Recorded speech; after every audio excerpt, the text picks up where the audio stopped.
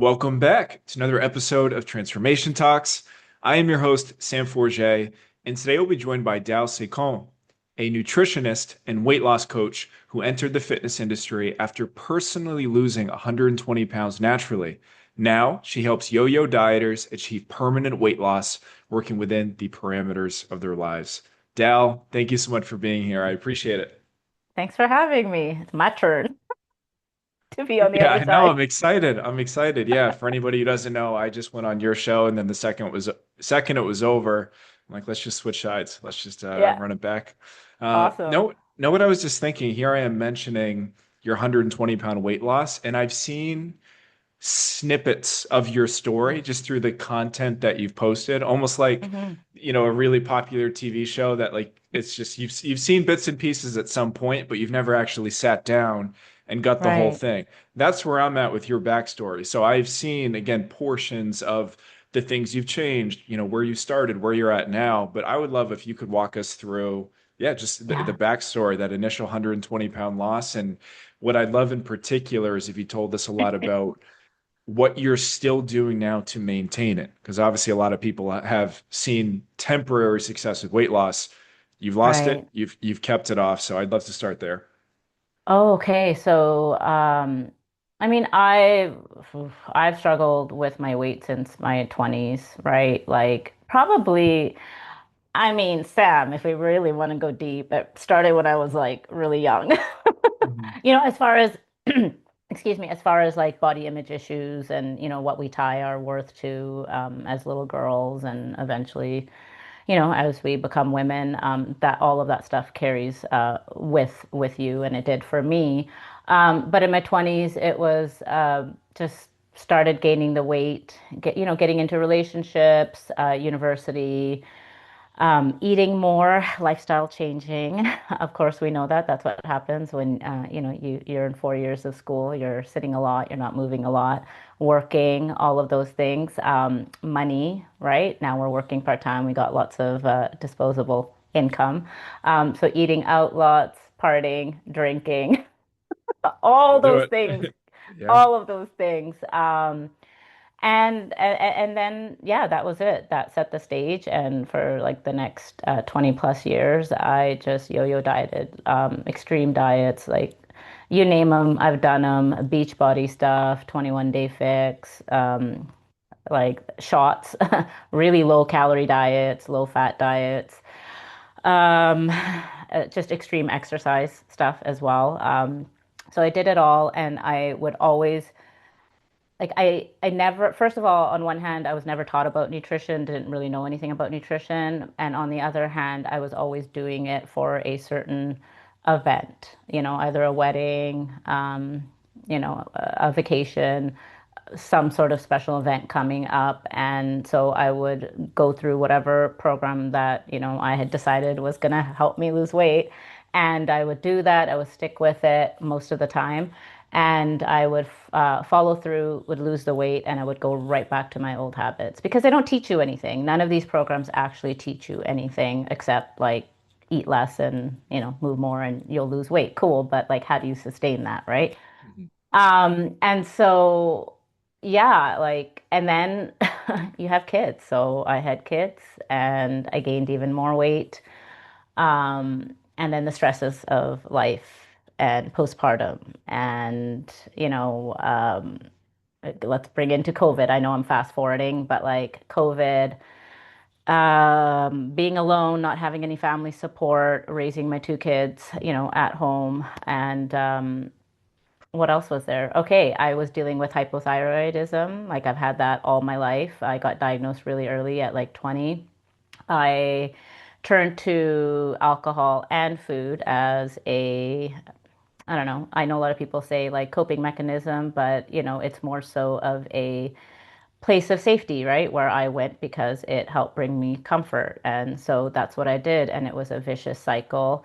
And when you drink and eat and you're not moving, of course, you're like gaining weight at Mhm. at an expedited speed, right? So that happened. And then underneath all of that, I think not all, but I think many of us deal with a lot of emotional baggage. You can call it, I'm going to put it in air quotes, some type of trauma, dating back to childhood, whatever the case may be. I know what it was for me. I knew it stemmed from childhood, but I also knew, what other personal issues I was dealing with. Things that I didn't want to really face, like things that I didn't want to confront. I knew deep down inside that I needed to, but again, I just suppressed it for years and years and years. And for me, it was, I say it was like a light bulb moment, and I think a lot of people describe it as such, but it's more like a dimmer switch. So, all of those years, I just knew like that dimmer switch was slowly kind of, going towards the on position. And a part of me just knew like, hey, you got to do something. This is not good. Like, you got to do this for your kids. Now you got kids, and this is going to affect their lives. And it was affecting their lives. And so one day it felt like I woke up, but I didn't. I did and I didn't. And I said, enough is enough. And like, I need to make some changes. And so that's what I did. And I didn't know at that time what those changes were necessarily going to look like. I just knew that like I couldn't live like the way that I was living. Like I had health, like not how I had health issues that hadn't yet quite shown themselves in blood work. So blood work would say, yeah, you're healthy, everything's good. But I was having hip pain, joint pain, knee pain, back pain, couldn't sleep, my feet were hurting. So plantar fasciitis, whatever they refer to that as now. All of these things were happening. And, of course, I lost my first 50 pounds and they all went away. So we can talk about that after.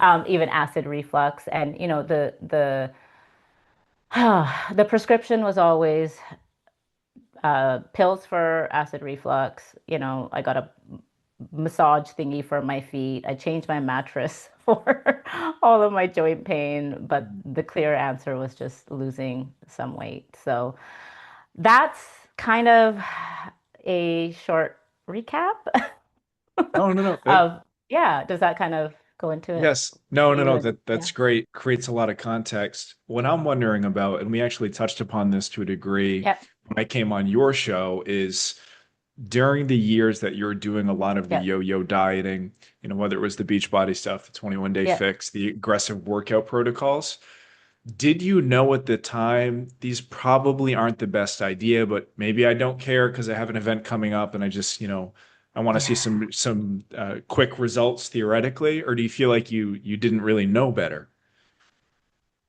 That's a good question. Um, And forgive me for interjecting. One of the reasons I'm wondering about yeah. that is because I had initially said on your show that I feel like most Yeah. people generally know Yep. what they need to be doing to move in the right direction. And then you very fairly questioned, well, do they? A lot of times people have good intentions. And again, that's a great question. People have Yeah. good intentions. They're willing to do some shit. They just don't really know where that's best deployed. So where do you feel like you were at that point? Oh. Wow, throwing it back at me. Good one.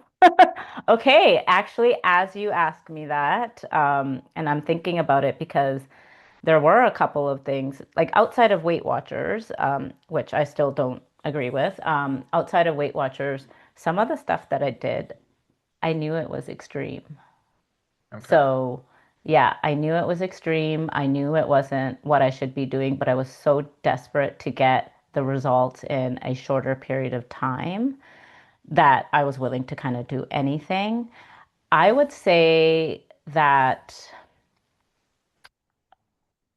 so on that side of it, yes, like there was a part of me that sensed it and kind of knew like this is wrong. This is probably not the appropriate approach.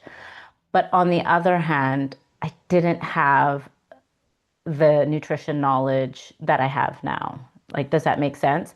Like, yes, I knew I should probably should be eating more vegetables, just healthier food.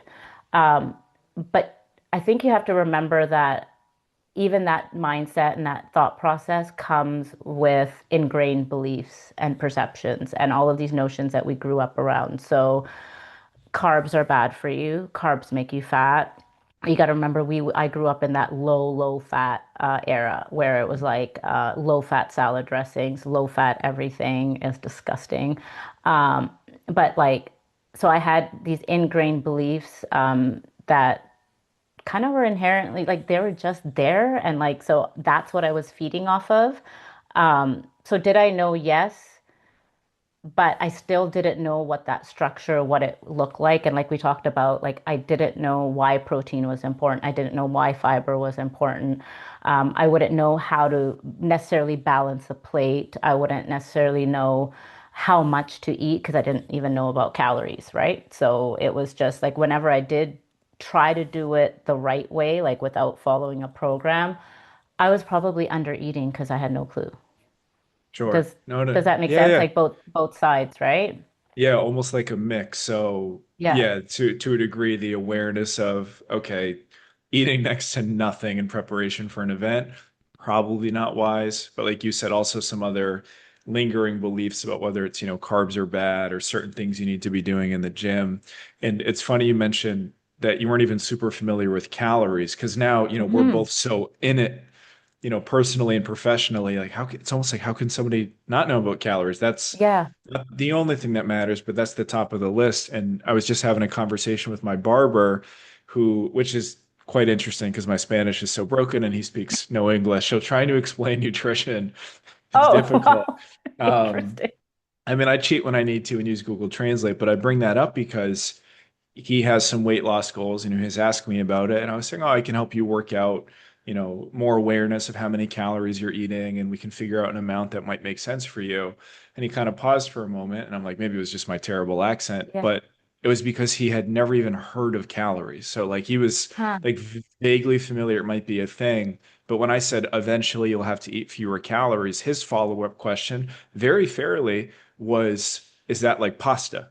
Like, is that like a label Oh, for a certain kind of food? So to him, and again, I'm not knocking him for it. It's just a no. good example of where a lot of people are at. When I said you have to eat less of this thing, he thought maybe calories was a blanket term for like a Particular certain type food? of food, like carbs or Yeah. something like that. Like pasta for Yeah. him, like, is it pasta I have to eat less of?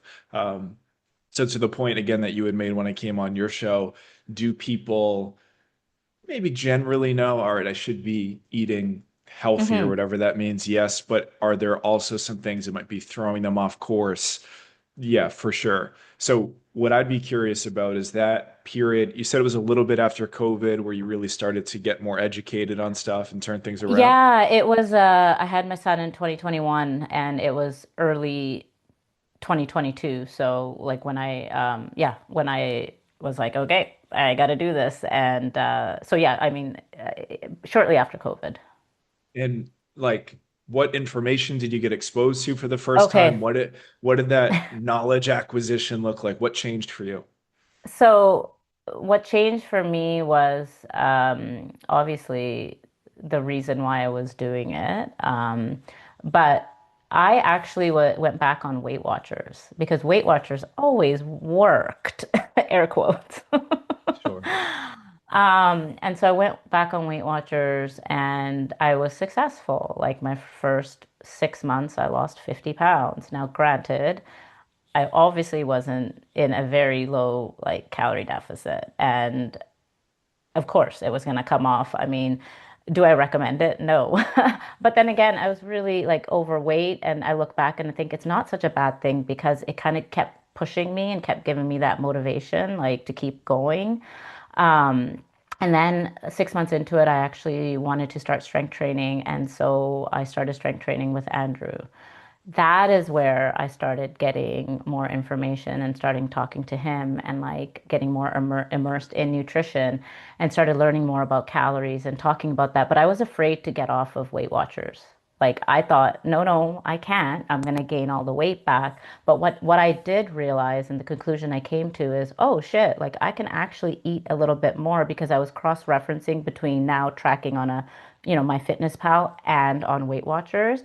And I realized, oh, you're only eating like 1,400 calories or 1,300 calories. You can be eating 17, 1,800 calories, right? And still be losing weight.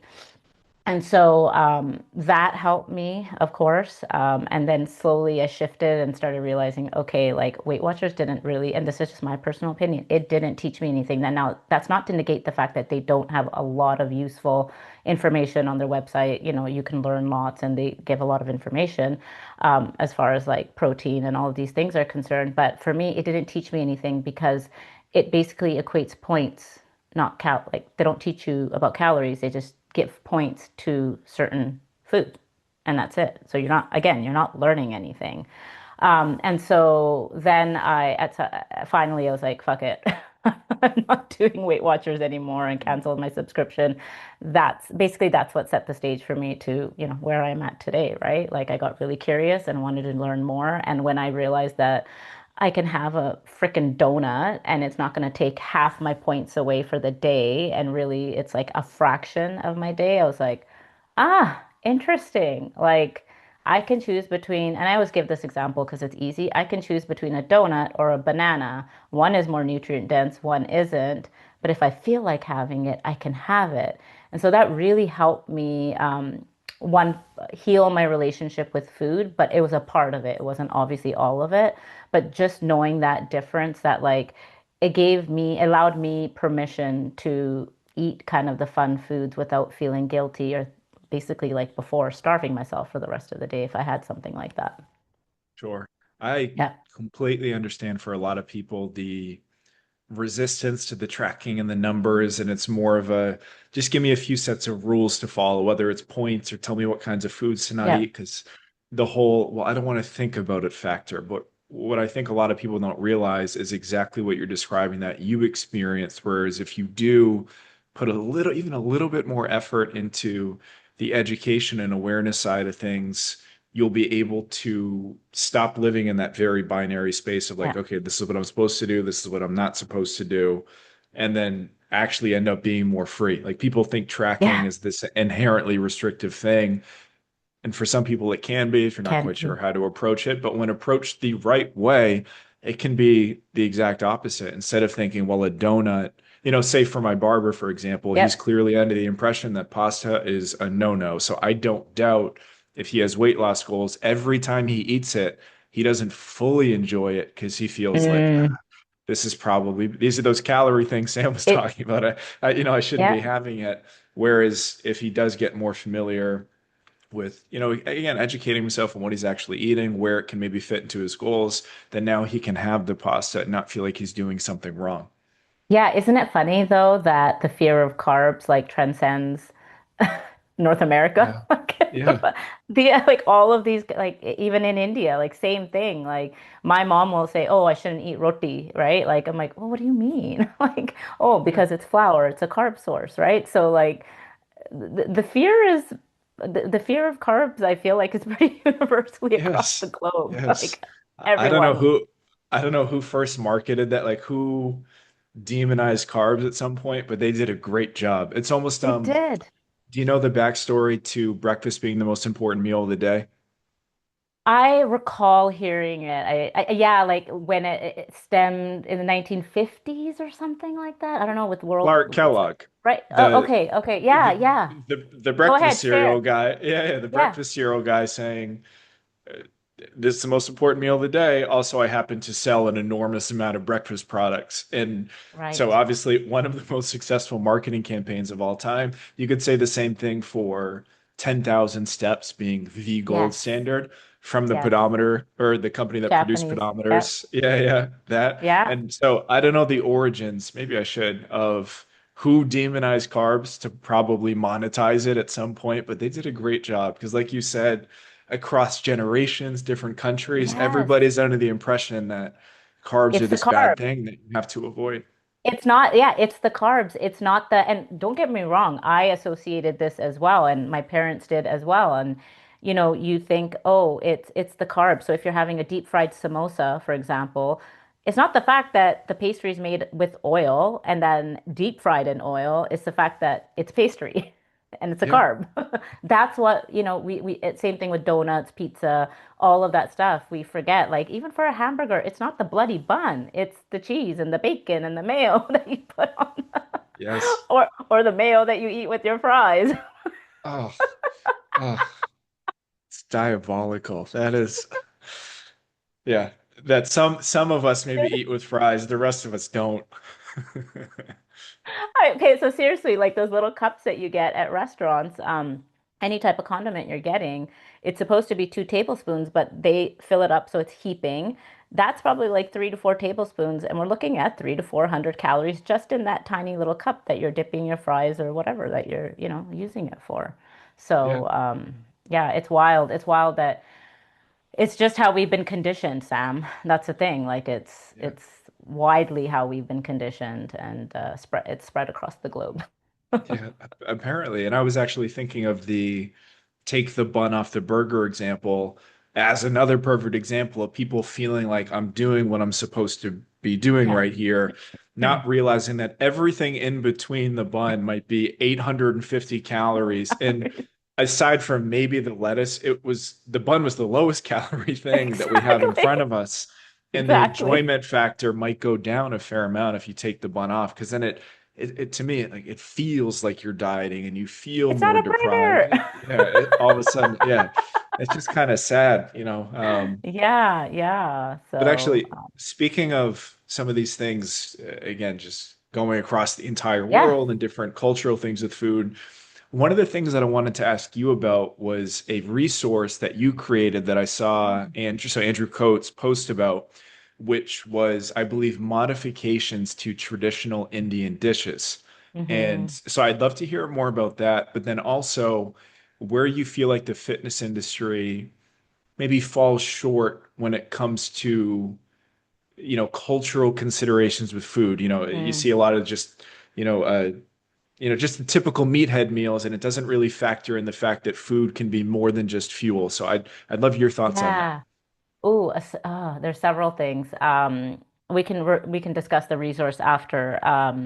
But I think where the fitness industry falls short really is more so it's not just the food though, right? Like we tend to bring it all back to food, and I think we actually have to take a step back as coaches and understand that it's about culture, and we all come from different cultures, and because we come from all different cultures, sometimes the reason we turn to food um, is stemming from a different place. Like, okay, I want to give you another example. So if you are working with an Indian client, for example, if you don't understand the culture and the roles that are inherently set up, like, you know, within the patriarchy and how all of that kind of filters down, and even though we're living in 2026, it's still there.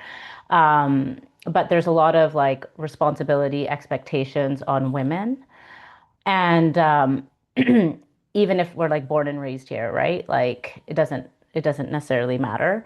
Um, but not only is the woman working full time, and I know you and I discussed this, but now we're taking the kids to activities, right? So we have commuting on top of that. But you're also coming home and you're cooking. You're the one who's doing the cooking, right? Like, so now you got to take care of that. And then you take into account, do we live with extended family members? Like, and how does that affect things? So I really want to just point that out, like, to as a coach, and I've learned this from Jeb because I'm in his mentorship, but it's like, try to take on the role of your client, step into their shoes and imagine and maybe like, do a brain dump of what that client's life looks like and what it could look like. And when you have these relationships with your client, why I feel like, getting to know your client is so important. It's then when you can build those relationships, those trust, and when you can break through those barriers. So that's one part of it. And then it's the food. And in the fitness industry, like you do see it a lot. It's just meat, starches, your whatever, rice, potatoes, and veggies, right? Like that's what a balanced plate looks like. That's what people see. I have a lot of Indian clients, and the sentiment is always, I can't eat that shit. Even if a dietitian tells me like, oh, make your lentils like this and do that. It's like that's not what my food is composed of. And if you tell me to eat a more, Eurocentric Western diet, I can do that, but now that's taking on a form of another quote unquote extreme diet because I'll follow it. I'll lose the weight for those 3, 4, 5 months, but then I'm going to go back home and now I'm eating, but now I want my Indian food again, right? Or I want my whatever cultural specific food that is. And so I think we really need to learn how to integrate and learn how we can adapt, pivot all different foods from different cultures and work that into our programs and educating our clients. And it's really simple, Sam, if you think about it. Indian food is no different than Western food. We just prepare it differently, and it's all mixed up together. So it's just not like I always say my kids like they like their stuff separated. Mhm. So if we make a vegetable dish, all of our vegetables, all of our spices, they're all cooked in the same pot. That's the difference. That's it. But if you take it apart, the components are the same. Yes, we eat a roti, but that's just a tortilla in a sense, if you really want to like look at how we compare. So yeah, so I think that we really need to, as a whole, maybe learn a little bit more about different cultures and how you can really pivot and like help your client and that's where meeting your client, when we say meet your client where they're at, that's a part of it. Mhm. That's definitely a part of it. If you tell them to go eat meat, rice, and whatever, and they're just going to be like, okay, and they're not gonna stick to it. They're not going to adhere to it. And I have I have this saying. I've said it before, but I'm like, satisfaction is a strategy because it is. If you're satisfied with what you're eating, even in a especially in a calorie deficit, you're going to be more adherent to it. You're going to enjoy that food, and now going to that resource shows how you can make all of these different foods just by reducing certain things and how you also prep your foods, right? So, Yeah. yeah, So long-winded answer. no, no, no, no. I find this stuff very interesting. And actually, I look back to earlier in my career, at the very beginning, when my intake forms would have basically said, "Give me your height, weight, and goal weight," Mm. and not Hmm. much deeper than that. And then, over time in the onboarding process, now I'm asking questions like, what's your household dynamic Yeah, like? Who are you living with? How might that yeah, impact your goals? Obviously, work stuff. How might that impact your goals? Anything else I should be aware of? Any like non-negotiables for you? Any hard no's? Where are we at with this right. stuff? And obviously, you get just so much better information than what is your height, weight, goal weight, your step count. Like we have to go deeper than that. Yeah. Something, perhaps this is a random example, but an example that comes to mind when we're talking about better understanding a household dynamic is when I've worked with clients who said like, "Hey, I'm hesitant to do some of this stuff in front of my kids." Say it's like Right. weighing your food because I don't want them to think, okay, they have to be eating less or managing their body in some way. How do we navigate that stuff? And then we can have really productive conversations. Whereas, again, earlier in my career, we didn't even have the opportunity to do that because I was just assigning a calorie total. Yeah, yeah. It's so complex, right? It's Yeah, not multi layers, lots of layers. So sure. Now, you mentioned modifying some of the yeah, dishes to make them, I guess we'll call them more macro friendly, more, yeah. fitness friendly, whatever. Where do you feel like the balance is there? Because, you have some people that might, try to have this cauliflower rice cake pizza. They get Mhm. so far from what a recipe, I'm just making that up, Yeah, but like yeah. just healthifying everything to the point where they don't enjoy it. So Right. obviously, it often makes sense to make modifications to dishes you would typically have. What did that balance look like for you? And then I think the question right here with it is, what are Hmm. your thoughts on eating something different than your family is eating if you have different goals? So I'd love to hear Okay. about both of those, Both. modifying dishes, And but then then, eating. Right. potentially eating something different. Yeah, I think as far as modifying, I think that we can all benefit from learning to make any type of dish healthier, period, right? And I know with like the Indian food, it's a lot of oil, it's a lot of free pouring, no measurements. And I think it's also like this belief that the more butter or oil you use, the better it's going to taste. I don't know, maybe in the moment, but then it does a number on your digestive system. Right? And so, yeah, it's like, so with my clients, I will actually, with, Asian, Indian, I'll actually go through, like, we'll sit down and say, okay, what do you like to eat? What do you normally eat? What does it look like? Let's go through how you make your typical dish, right? And that's how you're able to dissect. Okay, like you are free pouring your oil. Cool, you're free pouring it. Let's start measuring and maybe use half the amount to start because even they're afraid that, oh, the dish isn't going to taste good. My kids aren't going to eat it. My husband's not going to eat it. The family is just not going to enjoy it. But it's like if you don't try, you won't know, right?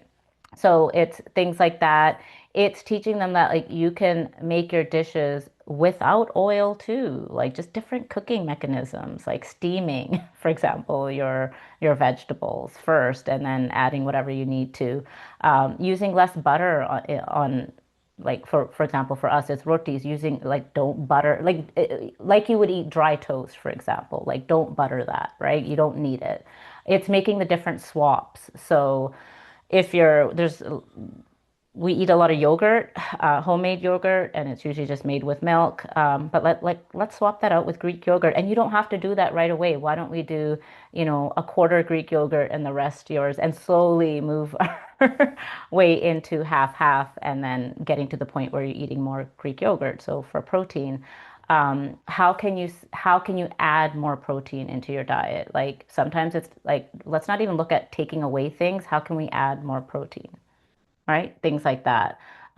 So that I think with modifications, again, we can all benefit. That guide specifically, that's what it went into, and it also just different ways of making different foods, different ways of making your lentils, and that like you really don't need to use oil. And it's a process, it's a mindset shift, it's a narrative that the clients are telling themselves, and it just takes time to work through. And some of my clients, Indian clients, Asian clients, they're still learning and it's been like over a year and that's cool, right? So that's that part of it. Now the other part was, shoot, I forgot.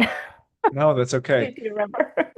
Yeah, yeah, of What was it? course. Yeah. Eating something Yeah. different than your family, because obviously people in our industry tend to have very Right. different takes. It's either, no, you sit in the corner and eat a rice cake while the rest of your family's over there. You got to be disciplined, or no, that's inherently disordered to have something different than your family. Where do you stand with that or stand I on think that? yeah, I think it depends. Depends.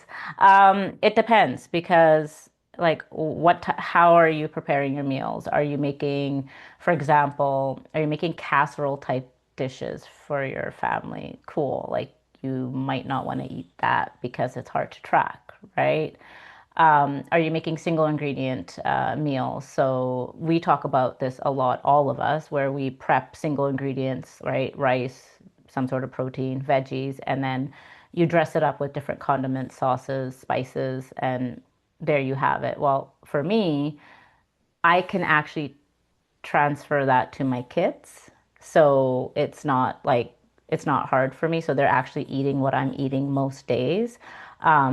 And some days, like again, going back to like deconstructed meals, that's what they like. And I do basic food for them as long as it has all the components, I don't care.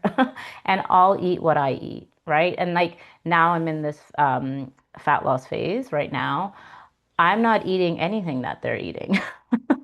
And they never ask. They're just like, "Oh, what are you eating?" It's just normal to them, but we do try and sit together and eat dinner most days. So I don't I think we really need to cut out the noise. I think that this is just my personal opinion as coaches and as say if I were like a client or a Gen Pop looking at from the outside in, I think that we just really seriously need to stop and just figure out, and this is where my mantra comes into play, is like work within the parameters of your life, what works for you. As long as we're like hitting that, again, 80-20 principle, like 80% whole nutrient dense foods most of the time, 20% fun foods, for most people, cool, do it however you want. Like, what does it fucking matter? Why are we so dead set on optimizing everything? Everything has to be this ideal, ideal way of doing things. And I'm totally not for that. Like when it comes to everything, it's just like, no, like let's figure out what works for you because maybe right now you can't do all of the things. And most what matters is that you do some of the things most of the time, maybe all of the things some of the time. Like it just depends on what your life looks like. So that's where I'm at with that. That's my opinion. And stop following so many fucking coaches. Just pick a couple and that's it and stick to that, Yes. right? Yeah, because I Yeah, yeah. think, I Sorry, I'm mean, swearing a beautifully. lot. Is that okay? No, fire away, fire away. No, no, you're Okay, so okay. fine. No, I no. Again, beautifully explained. I love your take on both of those. And to your last point about minimizing your information sources, Yeah. I think even if you follow, let's say, 20 good coaches, they're all legit good coaches, inevitably some of them are going to contradict the Yes. other one and make you question what you're doing. And then you program hop, you protocol change so often, you don't give anything a chance to work. You constantly doubt yourself, maybe agonizing over optimizing certain things. And think about I was probably 14 years old scouring the internet for fitness articles. And I don't know if you know Jay Ferruggia by any chance. He's OG I know strength the name. coach. Yep. And so I stumbled upon Jay's website and I was reading his stuff. I probably had 20 other tabs open for other opinions on programming. And somewhere in the article I was reading, he addressed that specifically and said, either stay on my fucking site and just consume Yes. this, maybe a handful of other people, or get off my site and go follow somebody else. Because many things, not all things, but many things will work well if you're reasonably consistent over a long enough period of time. So just pick something and go with it. And so, unsurprisingly, Exactly. I clicked off every other tab except his, Yes. and I devoured his stuff from, 15 to 19, 20 years old. And like that, I It's discovered amazing. progressive overload in high school because I just stayed on his website and fortunately, I did not waste a bunch of time on nonsense Yes. because I didn't have excess information sources. Right. And unfortunately, it's available at our fingertips these days. And we just have to make that conscious decision and be aware of that and like, really take that step to, I mean, we do it as coaches. I feel it as a coach. And like coaches contradict themselves half the time. Like, so, Yeah. right? Like, whatever. I had a client yesterday, we were talking and, she's like, she was on vacation. She's like, okay, she was on vacation. She came back and she's like, okay, I have to get back on routine. I'm like, what are you talking about? You're on fucking routine. You're always in routine, right? I go, just because you're not doing all of the things, that checklist that you see all the time, do this, do this, do this, isn't checked off, doesn't mean that you're not in routine. You are. You're still like prioritizing your protein, you're still focusing on your sleep, whatever the case may be. So the other things you're not, that's okay. Like, do what you can right now within your capacity, and then we'll integrate more as you're ready to. Like you're still in routine. It's not like you've just completely fallen off and you're not doing anything, right? So again, like just work with what you got and stop listening to everybody. Like, Yeah, yes, you want to, the basic principles that we always talk about. Yes, you want to move. Yes, you want to exercise. Yes, you want to eat well. Yes, you want to manage your stress, sleep, all of those things. But right now, I'll tell you, like my sleep fucking sucks. It sucks, and I know why, and I need to combat that myself. But there are some variables that are outside of my control, and that's okay too. I'm aware of that. I understand that. But yeah, like even as coaches, we're not doing all the things all of the time, right? So, sure. but I think that that type of messaging though can come across though from some coaches. Maybe that's what people see. I don't know. I'm not like I'm not going to name any names, but you see some coaches, oh, I'm doing this every day, I'm doing that, I'm doing that. And then you don't see many coaches actually saying, oh, I fucked up, or oh, this is how I ate, or oh, I got smashed last night. So, right, right. And so we see, we even within the coaching space, you see highlights of people's lives. So true. I mean, I find now, well, now my entire career, anytime I do mention, I had, I don't know, 6 donuts or something, or like I drank last night, or in Argentina, everything exists until 3 o'clock in the morning, and I mention that Yeah, stuff, there's still an element of surprise from yeah, people who respond to it of that.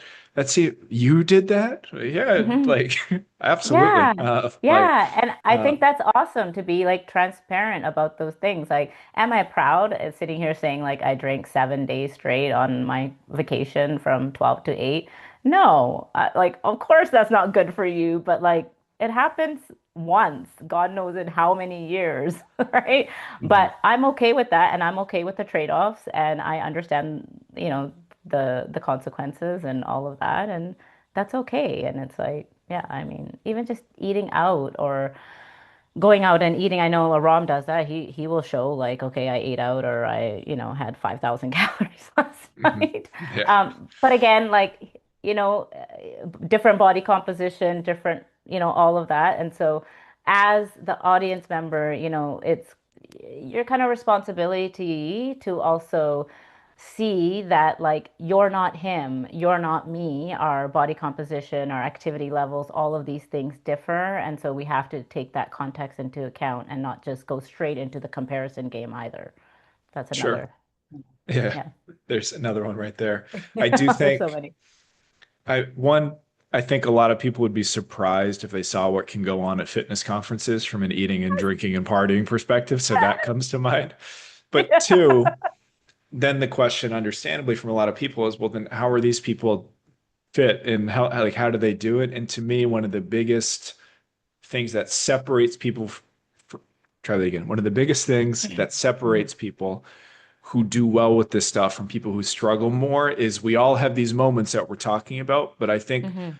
generally speaking, the people who do better with their health and fitness, they pump the brakes on it sooner. So you Mhm. had your vacation where you drank far more than you typically would, but you did not let it spill over for days or weeks after the Yes. trip was over. So we go to fitness conferences. Again, things get far more flexible than I think Yep. people might expect for fitness Yep. professionals, but that's not spilling over. It's almost like we pump the brakes a bit sooner, if that makes sense. Yeah, and you said something key, and we'll go back to the question that you asked me in the beginning of the podcast. That's key. It's a moment. Whether that moment is 1 day, 2 days, 5 days, 7 days, it's a moment, whatever that looks like. And that's it. And we come back, and I think that's the biggest thing. So you had asked, like, what is it that I'm doing now, or what has contributed to keeping that, 120 pounds off? Don't get me wrong. I had a rough year and a half and I was up and down, right? Like I had my things and this is I want to be really transparent about this. Like it is not a linear process. Like why it's taken over 4 years for me is because of the learning and unlearning, recognizing that that I wasn't in a fat loss phase forever, that I was constantly like pushing myself out of one because of going into maintenance or overeating on weekends or whatever the case was. Once I understood what a dedicated fat loss phase can look like and probably should look like, and once I was more comfortable with it, then that's when I found that I was actually doing like the 10, 12 week kind of phases and getting out, going into maintenance, going back into it. So there's a lot here to unpack. So there's a lot of internal work that I had to do, a lot, which I think we're always kind of working at. Like it's just an ongoing process. But so it's two part, and one part of it is emotional because food, when we turn to food, it's all emotional. I don't care what anyone says, it's all emotional.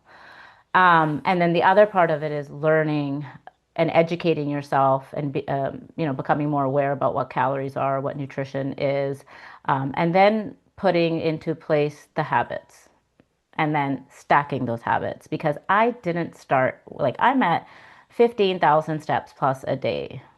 Not today, most days. 15,000 plus steps. That I didn't start there. Like I started at 3,000 steps 4 years ago and I worked my way up. And now we're looking 4 years in. Now I'm there. And now it's just become a part of who I am. It's my non negotiable. It's what I do. Um, and I went from like we call it it's called the motivational ladder, but like I went from wanting to do it for aesthetics, which I still am doing it for, because that will always be a piece of it, no matter what anyone says or tries to shame you for. If you're doing it for aesthetics, go fucking right ahead, ride that wave, ride that like use that momentum and go for it. eventually, hopefully, if you stay in it long enough and you're with a good coach, maybe there some sort of intrinsic motivation will come through, right? Where you'll keep going and you'll have a deeper why. Um, but yeah, just doing the things and doing the things when I didn't want to do them, of course, right? There were days that I didn't want to move. But I think the key or like a aha moment for me was I was walking. I was doing like 8,000 steps. I was working, trying to train 3 days a week, but I had, two kids at home. I had postpartum. I was tired. I wasn't sleeping. I was driving to my training session. I was like, and I told myself, I'm like, what the fuck? I can't do this. Like, I literally felt like I was gonna have this like panic attack, like, oh my God, I can't do this. This is too much. What am I doing? What am I doing? And then I took a moment and I was like, no, no, you don't have to do all this. Like you can work within the parameters of your life. There's no reason why I have to do all of the things right now. Like why can't I just step back and do, one or two workouts a week? Why can't I just I don't know, like walk less. Like I don't have to hit this certain amount every day. And so I went into that training session, talked to Andrew, and he's like, "Cool, yeah, sure. Like, yeah, you don't have to train 3 times a week." And maybe a part of me, not maybe, but a part of me needed permission, right? Like, yeah, you don't have to. And I think that set the course for me where it was like, yeah, no, just seasons of life change. Do what you can when you can, don't use it, the caveat being don't use it as a reason not to do the things, but really be honest with yourself, check in with yourself, and really just do what you can. That's it. Yeah, So I yeah, so yeah, so just over time, right? It just those habits build and eventually they become a part of who you are and you start internalizing it, you realize it makes you feel good. And contrary to what most people probably believe, unfortunately, this is for life. You have to continue doing all of the yes. things even once you've hit your goal. Yeah. Yeah, there's no way around that. I always say Yeah. that post diet, depending on the person, call it 80% similar to the actual dieting phase. Yeah. Yeah. It's not that far off. Maybe you have people with a bit more flexibility, like a Rom, who can Yeah. creep into Yeah. different percentages. But generally Yeah. speaking, I think 80% similar. You can have more food on your plate. You can get a little Yeah. more imprecise, but yeah, it's similar. Right. And a lot of these people, like we have to remember, they've been, and like you, have been doing it for 15 years, 10 years, 20 years, right? And it all takes time. And so another component of this and key part, I think, is that like your actions and expectations have to align. I think there's a big disconnect there for many people. They think, oh, I've been going hard for 6 months. I've been like training so hard. Like, why don't I have that definition? Why don't I look like that person? And it's like, we're talking years, years and years here, right? Or if this person was able to get that physique within like a year and a half, too, that's probably their life. Like like maybe they don't have anything else going on. Maybe like their life is to compete in bodybuilding stuff. I don't know, whatever. But realistically speaking, it takes a long time. And we have to let Yeah. go of the timeline. I mean, when you said 4 years, I know a lot of people would hear that and go, okay, I can't have this shit take 4 years. But I always do the math in my head of if we say the average lifespan, we'll call it 80 years, we'll round up, 4 divided by 80, which I should probably be Mm, able to do off the top of my head, 0.05. Like yeah, that's not a whole lot of your lifetime. So if you do it right one time, you get to then enjoy that for years and decades decade. after. I mean, Yeah. it's The um the the longest way is actually the shortest, right? That's what I learned. I was like, fuck, I could have just done it this way before, but yeah, obviously you don't know better. yes, Whereas we yes. think the shortest way is the quickest way, but it's not. It's not. Yeah. So, I mean, yeah. to use my own mom as an example, she Yeah. started doing some of my group coaching programs. This was, I don't know, 7, 8 years ago now. Let me fast forward. She's maintained extremely well. But going back then when she started, she signed up for every group that I was doing and she was crushing it. And it was always like, Mary, how did you do it? What is your secret? Her average weight loss through most of the groups often hover between 0.5 pounds and maybe 0.65 pounds per week, a pace that, Yeah, it's as we both excellent. know, we know it's excellent, but as we both know, most Oh, people yeah. would say, "Oh, I only lost 3 pounds this month." Well, my mom did that and maintained that pace for whatever it was, 18 months, ended up losing 75 pounds, Yeah, that's completely changed her amazing. life and is be able to maintain it because, like you said, the way that feels slower is ultimately the faster way because now she's not wasting time going in and out of yo-yo cycles, going pedal to the metal, coming out of the gate way too hot. Can't sustain that. You rebound. Three Hmm. months have gone by. You don't have a whole lot to show for, and then it's rinse and repeat. So yeah, Yeah, yeah. yeah. And What often? I'm not, yeah, go ahead, sorry. No, no, no. Fire away. Oh, I was just gonna say, and like, and she learned like, oh, I can eat certain foods now. I can eat this and I can eat that, and I can still do all of these things, right? So that's really empowering as well. Now, I don't want to, this is always gonna be my approach and my mindset on things, right? Like sustainable for slow, sustainable for most people. However, what I'm doing right now is completely the Yes. opposite. But I have my reasons for that. And I am in a position to be able to do that, right? Like where I can take a more aggressive approach because I know that I'm in and out. I know there's an exit strategy. I also have like a lot of external motivation, internal motivation, a lot of reasons to be going low calories, and many reasons we've discussed it. We've discussed that as well. But the main thing is here, like I have the lifestyle habits, the foundational lifestyle habits in place, right? I'm doing all of the things. And so yeah, like it's not easy, but I know exactly what I need to do and how to do it to kind of get the results I want in the time frame that I want them. So I think you read my mind because that was the last thing I yeah. wanted to ask you about today is Yeah. this low calorie protocol that you're doing because here we are for most of this episode saying generally speaking you don't want to be too aggressive, but like anything there's nuance, there are exceptions. We've established you have this 4-year foundation in place that is going to allow you to have a smoother process. You have an exit strategy. So can you tell us a little bit more about the protocol that you're doing?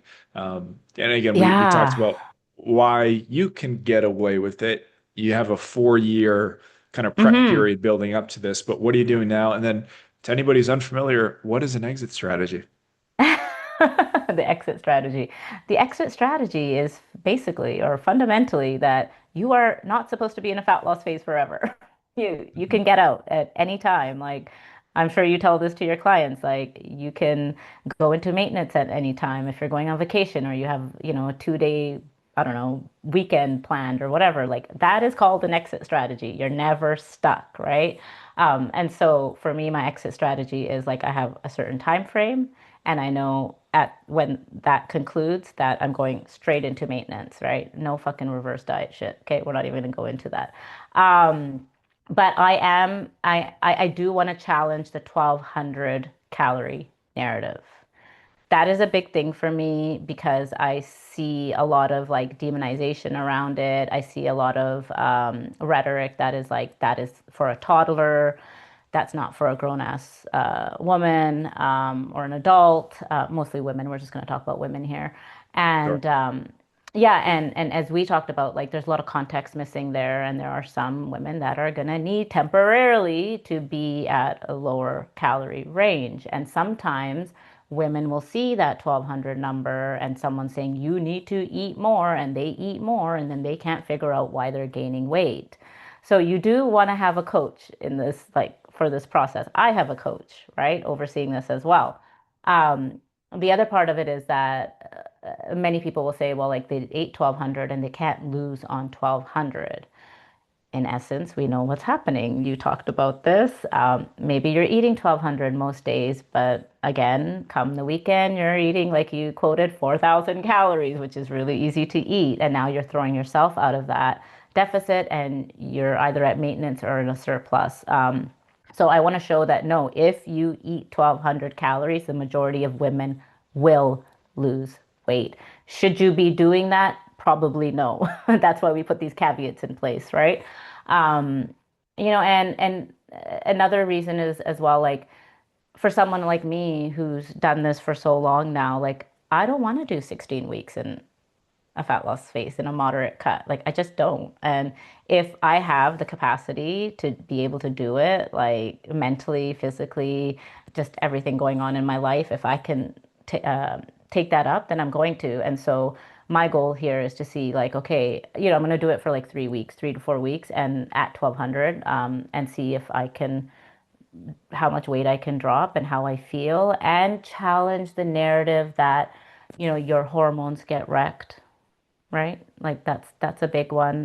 That there's metabolic adaptation, the starvation mode, like that you can't lose weight or fat. And I know I use those words interchangeably, but it's just, Sure. that's how, I'm with you. yeah, yeah, exactly. I don't care to really get into that part of it, but yeah, and that, the energy, all of these things, and I want to look at like what happens with hunger, all of those things. So those are kind of the reasons why I'm doing this. And the main reason being like I just wanted to do it in a shorter period of time this time and see what happens.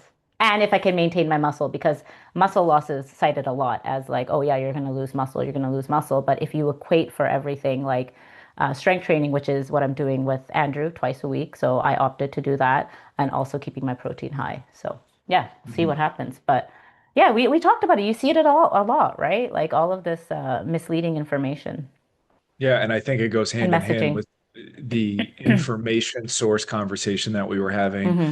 especially on social media, where it's always okay, ready. Generally speaking, I think it's always some 25-year-old fitness professional who posts a before and after where she says, and I'm Yeah, stereotyping, but it doesn't come from nowhere, where it's a before and after. This is me on 1,200 yeah, calories. This is me on 2,200. And what that person is always, they're actually leaving out a lot of things. So what they're always leaving out is the protocol before might have been 1,200 calories on paper. It very rarely means that person was averaging 1,200 calories per day over an extended period of time. Where they're at now, 4, 5, 8, 10+ years in the making from a habit perspective, yes, from a muscle building perspective, they have really built things up over time, and now they're maintaining on 2,100, twenty 20, two yeah. hundred calories. All that stuff gets left out of a 6 second reel. And then the caption is always some bullshit about, oh, well, my body was, in a fight or flight Holding on to state. fat. Yeah, it was holding on to fat. It was, I dropped Yeah, inflammation. It was all, and of course, neither one of us is saying that hormones don't matter at all. And I yeah, think that's what also gets lost in the shuffle. Yes, I want to make it clear that there's no world where you increase your calories significantly and lose more weight. That is not me also saying that nothing else matters, but I just hate to see right. people get misled because I see so much content like So this. This much. was me at these crazy low calories. Look at me now. Reverse dieting often gets a lot of the credit for it. I'm like, well, Right, what really happened is your on paper calorie protocol increased, so your adherence to that increased and your weekly calorie average went down. So on right. paper, they came up, actual consumption went down. So as you can tell, it drives me It's, nuts to see that because it's oh, like, yeah, it drives me, even just like you see the messaging about, oh, it's inflammation. This is why you're not losing weight. And let's bring up your calories. Let's reverse diet you. And it's fear mongering, and it's feeding off the pain points of people. And I don't know. I just feel like I get it. Like you talked about this too. It's like it's a game, but like I don't agree with that game. And, have I maybe fell into that trap myself in the beginning somewhat? Yeah, like, oh, this is how you need to market. This is how you need to make your reels. But the longer that I'm in this and, I see kind of what's going on, and it's cringe to me. It is totally cringe. Like I don't like it at all, right? But yeah, so context matters, people, and get yourself a good coach. Like, fuck, yeah. don't try to do it by yourself. That's another thing though with low calories, right? Like women will be like, oh, okay, I want to drop down to low calories, but what do? They're not eating regular food, they're eating rabbit food, so they're never satiated. Not to say that, I'm going to feel full at 1,200 calories, but I'm going to have enough fats, proteins, and carbs, to keep me alive. Yeah, yeah. I mean, you have 4 years of experience that has now taught you how to stretch those 1,200 calories as Yeah. far as possible. You've had Yep. so much education and experimenting with, what is a meal frequency that makes sense, a meal timing. Yes, calories are king, but meal Yep. timing matters for hunger Yep. management, for energy levels. What meal combinations work for me? How do they make me feel after? You got this 4 year runway that has led up to now where you will be able to get in, get out, eke out a bunch of fat loss in a 4 week period, and then get Yeah. right up to maintenance after. Yeah, and I'm still learning stuff. This is the wild part. Like we're always learning things about ourselves, right? Even that's why I kind of want to do this because I want to feel know what it feels like, and so that if it's something that I need to implement for my clients, then I can understand what they're going through as well, right? So You've been there yeah, for sure. yeah, yeah, yeah. So Now, that's it. the last thing I have for you today is what I call the fast four. So 4 questions that don't worry, they're not hard. They're fun, random questions. I'm like, oh, For anybody who's not watching the video version of this, Dal's making a face like I'm going to quiz her on some super intense math. No, I four, always do. yeah, yeah, Talk no, with my four, face. four questions, not calorie related, not fitness Okay. related. Starting with, if you could only eat one food or meal for the rest of Yeah. your life, calories, nutrient density be damned, pure enjoyment, what would that be? This is an easy one. Burger, fries, and mayo. Oh, I, I wish there was a way, maybe there is. I wish there was a way to add a poll to the podcast. I know we can do this in social media, but just so I have this evergreen poll that people can always go back to and vote and show you that it's weird to add mayo to fries. They've never even heard of that prior to coming on your podcast. We're gonna make this a thing. This Yeah. is gonna go viral, Sam. It's gonna go viral. I can't remember. Is it a Canadian thing or is it a you thing? I know. I mean, people do it here all the time. Can I get a side of mayo? Yeah, okay. Maybe it's Or a like Canadian thing, at McDonald's, we call it McChicken sauce, right? So can we get some McChicken sauce on the side, and you have that with your fries? which is the McChicken sauce Right. is mayo. Yeah, but it doesn't taste like your typical Hellman's mayo. It tastes like what they put in a McChicken burger. So it has a different taste to it. I know I can't explain it. But But fries, I don't know. yeah, but with fries. So you get that specifically for your fries. Okay. All right. I'll Try let you it. live. Don't I'll, knock it until you try it. Okay. okay. I'll let you live. Second Okay. question for you. What is your biggest pet peeve? Ooh, my biggest pet peeve? Ooh, I don't know. It's not going to be a quick one, Sam, because I can't what would it be? Or it doesn't have to be biggest. Let's say a pet peeve Yeah. that comes to mind. Uh oh gosh. I wouldn't say, earbuds, like people having earbuds on. Don't get me started. I could do a full episode on that one. Um, oh gosh, I would just say like now I think um just impatience. Yeah. Yeah, I see it all around me and don't get me wrong, I used to be like that, but I don't know, I've changed and so I maybe am more like hyper aware, but I see it all the time and I'm just like, where do you gotta go? Yeah. So yeah, yeah, and that impatience meaning like driving in lineups at the grocery store at the till, like everyone's just always so impatient and just emotionally dysregulated. So yeah, there you go. It makes me think of a reel that I saw, I don't know, at some point recently when you're waiting in line and the person next to you is huffing and puffing and they're trying to make eye contact with you to rope you into this is bullshit, right? I'm like, don't involve me in your No, I shit. know. Like I don't Uh, care. yeah, I don't care. It's not Right. good. I know it's cliche, but like it's not gonna make it go any faster. I'm like, you can sit Yeah. here and just humph all and don't look at me. I don't want to be involved in it. You do your thing. Yeah. You can huff and puff over there. Yeah, there you go. Exactly that. Third question for you. What complete opposite of a pet peeve? Yeah. What is something small that always improves your mood? Something small that improves my mood. Small acts of kindness I like that. from Nice me. and simple. Yeah. Like Yeah. like Like I you try to you practice that for with other others. people. Yeah, for other people. Yeah. Love that. Yeah. maybe the people in line huffing and puffing need it the most. Maybe I know. they can be the recipient. Don't get me wrong. I can be a bitch. No, just kidding. Yeah. I'm It's with my you. bitch. I'm with you. I know. Last question. If you could instantly master one skill not related to your career, what would it be? Mm, skill. Well, I'm gonna work on this, but learning how to play the piano. Okay.